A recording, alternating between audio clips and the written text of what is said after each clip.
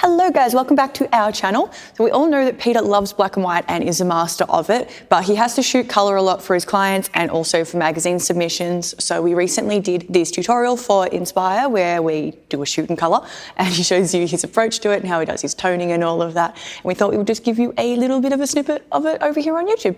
If you do want to see the full video though, you can head over to Inspire and support us and check all of that out in full. There will be a link down below, but we'll just get into it.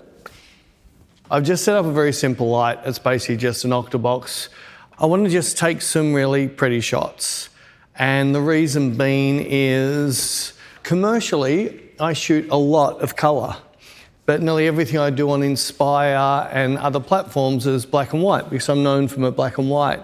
But I think it's time for me to show you my skills with color. I don't use other people's plugins, I don't use their looks, I don't use any of their action sets or things like that, which a lot of people do tend to use. I shoot my color exactly like I shoot my black and white. I build my picture right from the start, what I feel it needs, not what somebody else's look looks like. I've done a couple of setup shots. You'll see just a couple. I tried a different couple of lights and I decided to finish up on the softbox, bounced off this wall over here just to fill back in nicely on Bec. So I'm just going to come in and see, make sure Bec's on her dot, make sure I'm happy with what I'm getting.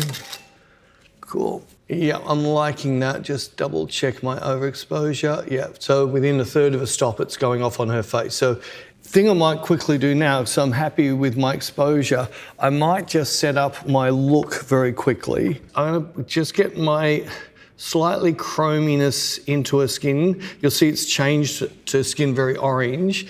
But if I lift up my shadows, see how it pulls that orange back out of the skin? I use my shadows to balance because when you put contrast on, you'll tend to saturate the picture. So I'm going to take this a little bit too far because what I'm going to do is bring in some contrast now to put that color back in the skin and get me the punch I want.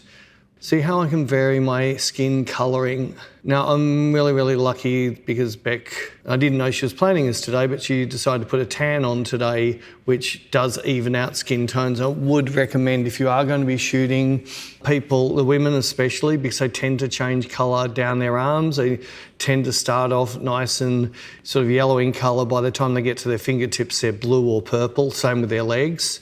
Oh, sticky beak, do you like? You sure now? Whatever's on the screen when I take a picture will be applied to my next photo. So, cool, that's really pretty. So now what I can do is look at my one that I just built a minute ago. No, I definitely like that better. All right, now I've got that and Bec's seen it and I think she likes it. All right, so now I'm gonna just recrop, and again, when you've been doing workshops a lot, we spent 5 weeks doing workshops, I tend to listen, I don't know why, but I do listen to myself a little bit on the workshops. And more, I realise that my normal work is finishing the picture in my camera as close as I can. So I just want to get my crop a little bit closer to where I wanted it, which is that. I'm liking everything about that. So now I've got my lighting right, I've got my camera settings right, the poster's been done. Now I'm gonna need to get the model to be amazing. Cool. Oh, that's a bit pretty. So now I'm going to give Bec about 5 minutes for her just to get into her mood. That's really pretty, that's really pretty. While we're away, we did shoot a couple of times and I know, I think she listens to me too much when training models because I'm seeing her do more and more getting out of her comfort zone with facial expressions now, which I love. It's so hard. It's that thing called, because Bec and I work together all the time and I shit stir her like crazy. She's not going to easily get out of her comfort zone as much in case I stir shit on her. Am I right? Yeah. But I saw you started to do it when we're in a couple of the shoots, especially in Miami, because that's Bec's favourite city in the world. Cool. Cool. That and that little bit we did in our second favourite city in the world, Dallas. These are really pretty, Bec. Next level. I know you can't, I'm not expecting you to jump straight away if we need music, but I want you, that's the hot way I got you against the wall, so you can really just, do you like? Sure? Yes.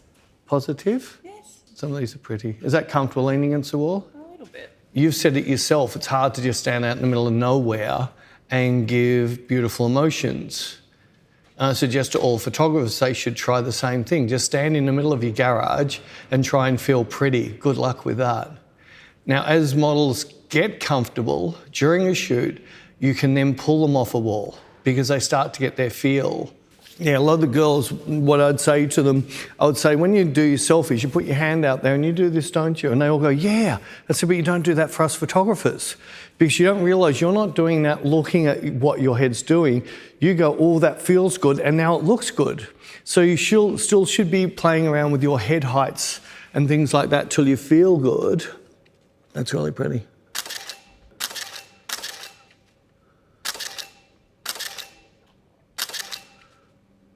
Really pretty, I love.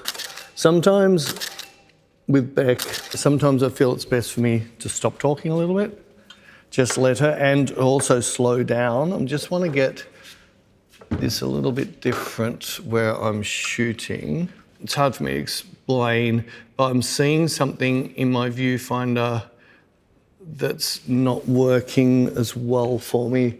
Yeah, I like that so much better. That's better. Cool, beautiful. Stunning. That's really pretty. Cool. Nice, I love this. Yeah. Bec's starting to get into a zone now. I shouldn't say that, I must say killer now. Yeah, my God. When you hear me talk about getting in the zone, look at this picture. This is what I mean. It's next level. Cool. That's stunning. I really like that.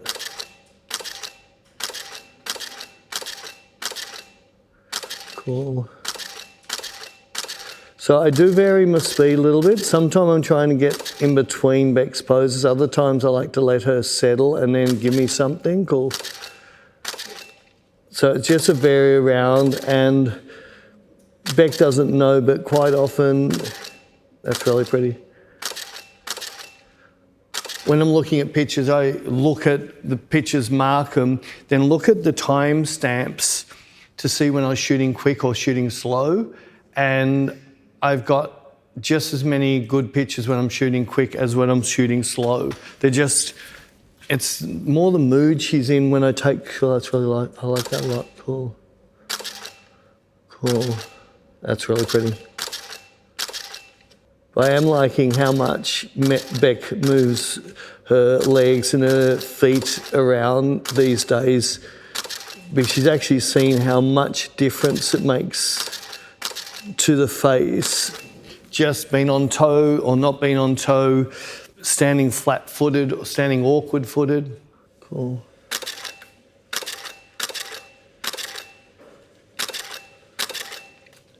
Just try and feel it. Try and feel as you move somewhere and it feels good, let it feel good. Does that make sense? Cool. Cool. That's really pretty. So we hope you guys enjoyed that. If you did and want to check out the full version and support us over on Inspire, as I said, the link will be down below. Even if it is just for 1 month, you are able to do that. And yeah, hopefully we will see you over there.